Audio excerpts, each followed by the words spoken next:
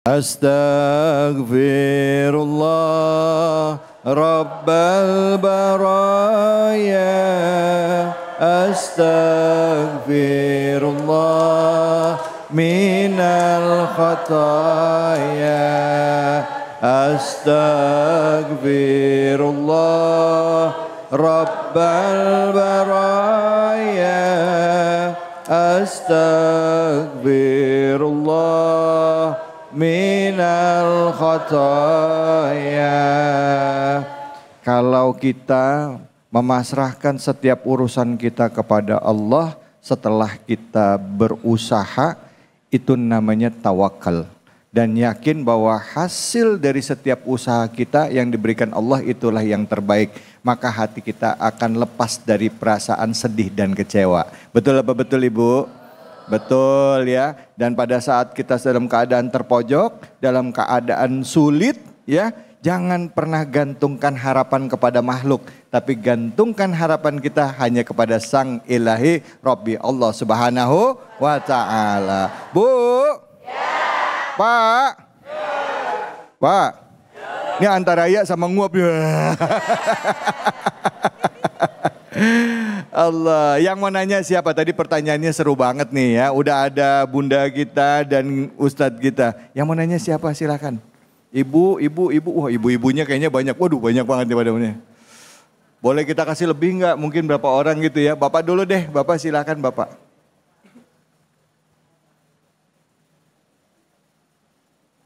Bismillahirrahmanirrahim. Assalamualaikum warahmatullahi wabarakatuh. Waalaikumsalam warahmatullahi wabarakatuh.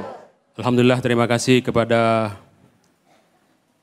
Ustadz David Kholik ya. Alhamdulillah. Masya Allah. Terima kasih.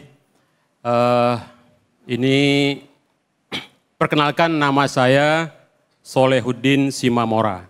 Pak Solehuddin Simamora. Saya salah satu jamaah dari Masjid Al-Falah Pesona Anggrek Harapan Bekasi Utara.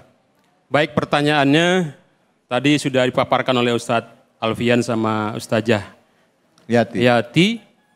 Ini terkait bagaimana sikap kita dalam menerima realitas ya. Bahwa teman-teman kita, teman-teman satu sekolah, satu kuliah gitu. Mereka sudah berhasil ya.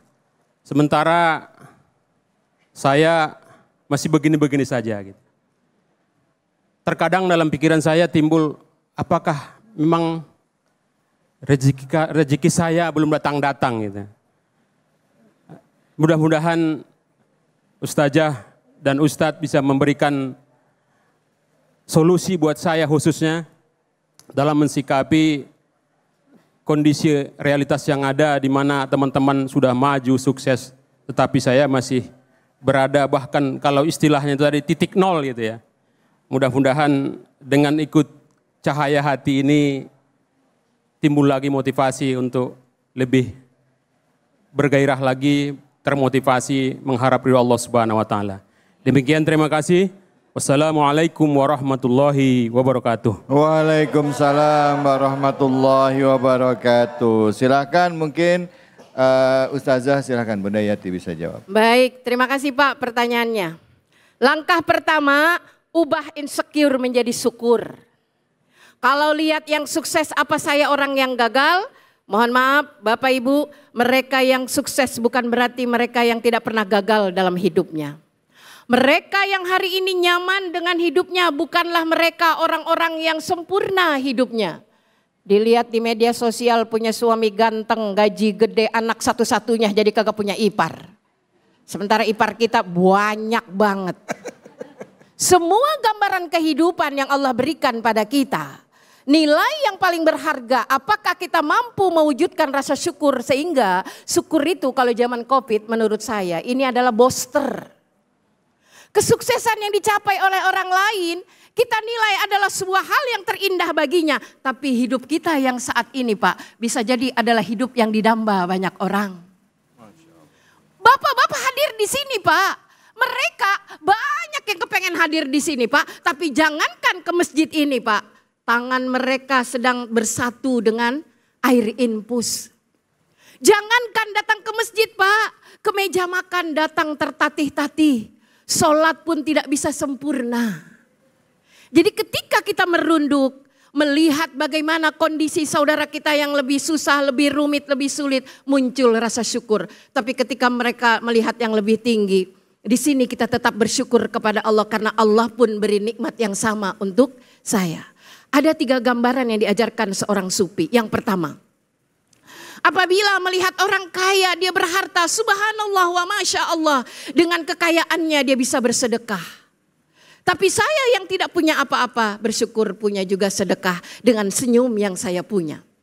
Apabila melihat orang yang lebih muda dari kita, masya Allah, dia muda, dosanya masih sedikit, sementara saya udah tua, banyak dosa-dosa saya. Apabila melihat mereka yang berilmu, masya Allah, agung begitu cercah ilmu yang diterimanya. Dia berbuat kebaikan, maka saya jangan sampai melakukan hal di atas kebodohan saya. Itulah nilai kebaikan yang kita lihat. Kenapa? Bisa jadi kita melihat sesuatu yang dari diri kita ini buruk. Wa asa an takrahu syai'an wa huwa khairul lakum wa asa an tuhibbu syai'an wa huwa syarrul lakum. Kita ngelihatnya gini, ya Allah, makanya ada suami istri pergi haji. Ya Allah, nangis tawaf 7 keliling, Bu. Dikira suami, "Nah, apa Bang?" Nangis. Kirain mah khusyuk gitu, kagak. Perasaan gua pas di sini orang cakep-cakep amat, perempuan cakep-cakep, ya Allah. Bini gue kayak begini. Tawaf berikutnya ternyata yang nangis istrinya. Lu nangis kenapa? Sama gue juga Bang. Laki-laki tampan-tampan. Yang jaga Hijir Ismail, Masya Allah ganteng Bang. Yang jaga itu namanya apa? Hajar Aswad ganteng. Lah di sebelah saya kok pas-pasan amat Bang. Dia yang paling berharga dalam hidup kita. Tapi ketika kita bandingkan dengan yang lain, belum tentu. Belum tentu. Inilah anugerah terbaik yang Allah berikan pada kita. Jadi disitulah kita menjadi orang yang kaya. Makanya kata Nabi, laisal ghina an kasratil arad walakinnal ghina ginan nafas. Orang yang bahagia itu bukan bahagia karena banyak hartanya, Pak. Buat apa bini cakep kalau setiap hari cemburu, betul Pak? Lebih baik pas-pasan hidung diameternya segini Pak. Tapi alhamdulillah hidungnya yang pesek rajin sujud Pak. Punya istri semakin cantik juga modalnya semakin gede Pak. Tapi yang pas-pasan alhamdulillah kagak pakai modal. Karena skincare-nya adalah air wudhu. Terima kasih. Masya Allah. Ya baik itulah tadi penutup. Terima kasih banyak Ustadz Alfian, gak usah jawab lagi nanti. Gak usah. Iya. Enggak, saya mah dari tadi merhatiin aja. Ini kenapa perasaan tadi posisinya Raga Jahun kan makin dekat baik nih. Iya. Lah Bang David ngapa disiapin kursi ngapa di situ? Biar gampang kabur ini saya. Udah mulai. Waduh Masya Allah Bu. Gantian, ibu yang mau nanya siapa? Angkat tangannya. Oh yang di depan, silakan ibu. Assalamualaikum warahmatullahi wabarakatuh. Waalaikumsalam warahmatullahi wabarakatuh. Saya dengan Ibu Willy dari MT Radotul Jannah ingin bertanya Ustadz, bolehkah kita meminta kepada Allah agar doa yang kita panjatkan minta cepat-cepat dikabulkan karena masalah yang kita hadapi sangatlah rumit? Oh iya. Boleh nggak ya Ustadz? Ya, baik. Terima kasih, cukup sekian. Wassalamualaikum warahmatullahi wabarakatuh. Waalaikumsalam warahmatullahi wabarakatuh. Ya Allah, mesti dibayar besok ya Allah. Malam ini dong ada yang transfer ya Allah, gitu kan, gitu ya Bu ya. Oke, misalnya contoh, silakan Ustadz, Fadol Ustadz. Emang masalah apa sih Bu? Pakai dipertajam lagi, udah. Maka kita mau bawa santai aja. Lah, iya. Tadi Ustaz Jayati kan mentang-mentang yang nanya bapak-bapak, jawab langsung ngegas boy. Iya, kita mau santai Bu ya. Iya, permasalahan yang dihadapi gitu kan, pengen cepet-cepet ya kan dijawab oleh Allah Subhanahu wa taala. Dikabulin ya. Bu sering gak sedekah? Sedekah sering apa kagak? Insya Allah. Mic-nya deketin Bu, deketin mic-nya. Sedekah sering apa kagak? Insya Allah Ustadz. Insya Allah. Nih Bu, nih ya. Saya pengen tanya sama Ibu ya. Orang kalau mancing itu kira-kira kayak kasih umpan apa kagak? Iya kasih. Dikasih. Dengan harapan supaya apa? Dapat ikan. Dapat ikan. Begitu juga dengan kita minta sama Allah. Sebelum Allah ijabah doa kita, usaha apa yang udah kita kerjain? Makanya kan udah pada paham semua pengertian tentang sedekah.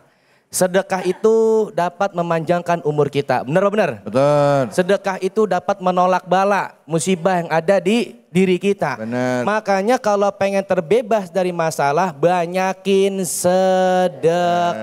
Begitu. Contoh nih kita kelilit utang nih, sedekah dulu kita. Insya Allah ntar utang dibayar sama Allah. Begitu.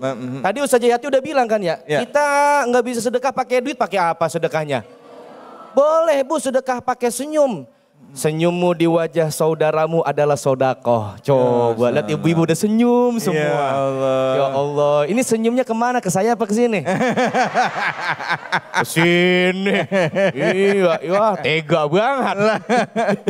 Sedekah tuh Bu. Jadi sebelum kita mengharapkan sesuatu yang kita inginkan, harus ada umpan yang harus kita keluarkan. Iya. Cuman kadang-kadang begini, kita lupa sama doa yang kita selalu panjatkan.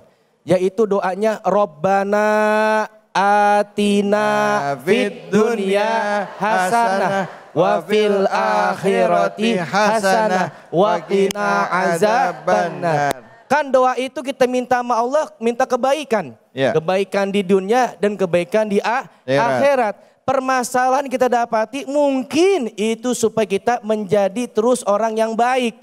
Begitu, baik dalam arah apa? Yaitu berbaik sangka kepada Allah Subhanahu wa taala. Tadi Bang David udah bilang, udah usaha, udah doa, sudah tawakal kepada Allah. Serahkan semuanya kepada Allah Subhanahu wa taala. Allah Maha tahu daripada setiap permasalahan hambanya. Tadi Ustaz Jati udah bilang, permasalahan kita mah belum ada apa-apanya daripada permasalahan yang dihadapi oleh Nabi dan Rasul. Makanya terus kita minta kepada Allah. Bahkan sholat pun dalam arti bahasa adalah doa. Doa itu adalah minta. Mintanya kepada siapa? Kepada Allah. Makanya ibu-ibu kalau di rumah enggak punya duit, enggak ada beras, enggak ada minyak goreng, mintanya sama Allah. Jangan minta sama suami. Minta sama Allah yang kenceng di kuping suami.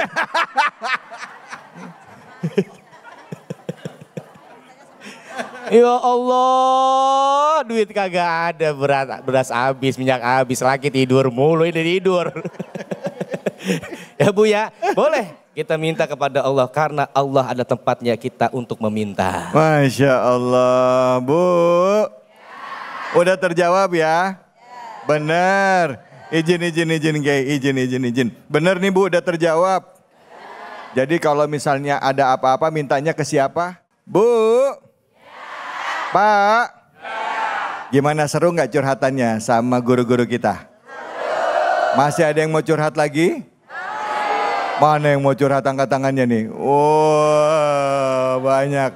Kalau saya ya Pak, kalau tadi kata Ustazah, kata Bunda Yati, ibu-ibu itu kalau supaya nggak sedih harus dijaga hatinya, betul ya? Iya kan? Diperhatiin, betul ya Bu ya? Kalau saya mah gampang, ibu-ibu kalau udah sedih ngomel di rumah, cuman satu, bawa ke toko emas Pak. Iya, bawa toko emas, suruh pilih mau yang mana gitu ya kan.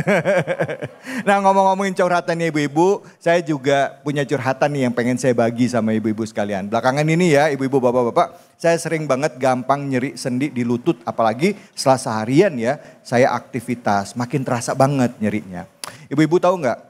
Bahwa kaku dan nyeri sendi itu memang beresiko terjadi seiring bertambahnya usia kita. Awalnya ya Bu, Pak, sendi itu terasa kaku, terus susah digerakin, terus pegel-pegel sampai akhirnya terasa nyeri. Ada yang ngalamin kayak gitu pernah? Ada? Pas umur berapa? Masuk 40, emang sekarang umurnya berapa? 17 enak.